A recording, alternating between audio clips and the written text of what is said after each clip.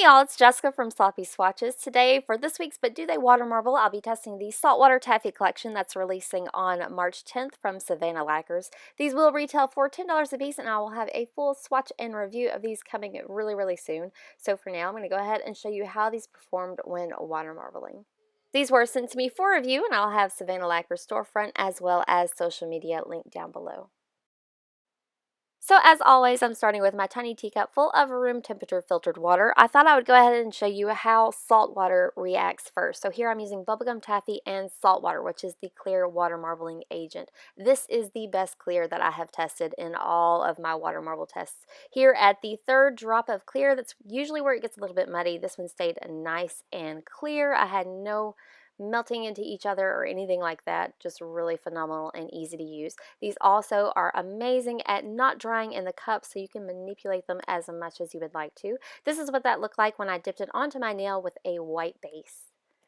So next I'll show you how all the bright neon pastel creams water marbled for me. I am using all 6 of the shades from the Saltwater Taffy collection. I'm dropping them first in the order that I will swatch them in, so that's the pink all the way back down to the purple. These are what I would call aggressive spreaders. They spread out, you don't have to wiggle the cup or anything like that. I was able to get 12 drops, which is 2 of each color, with absolutely no problems at all. I do think I could have gone a little bit further if I'd wanted to.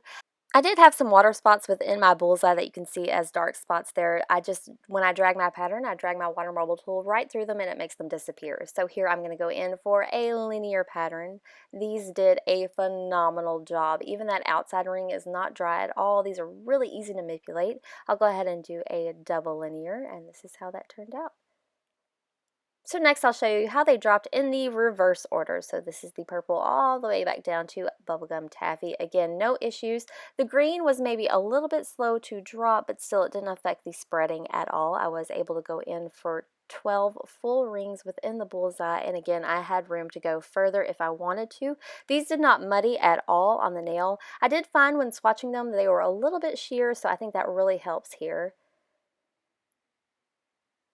So just a really colorful, pretty bullseye. Next I'll go in for a swirl pattern. And as you know, this is usually my creme de la creme test to see how these water marble. I'll pull 12 points outwards and then 12 points inwards, and then start the swirl in the center of that starburst pattern.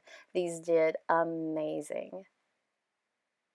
So next I'll show you my final look. I am going to start with the green here. Since that was a little bit slower to drop, I wanted to make sure that it spread out nicely and didn't dry too quickly. It really didn't. It didn't affect anything at all. So I'm just going to go 12 drops again. So for today's final look, I did want to go in for just a nice petal pattern.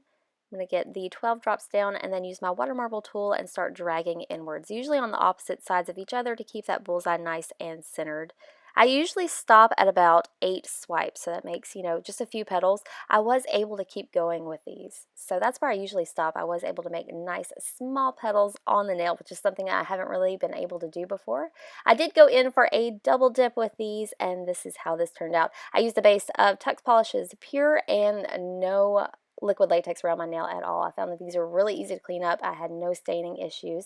So here's a look at that completed mani. I am going to go ahead and top these with a Sugar Coat, which is the glitter topper from the Saltwater Taffy collection, and I really enjoyed this final look. I feel like this is an amazing collection just for water marbling. If you're new at it or you'd like to try it or you've not had luck trying it, this is a great collection to start out with. This is my swatch photo with Sugar Coat top coat underneath artificial lighting, and then once more at an angle. I do have more photos available on my blog at sloppyswatches.wordpress.com. So thanks so much for watching, guys. See you next time.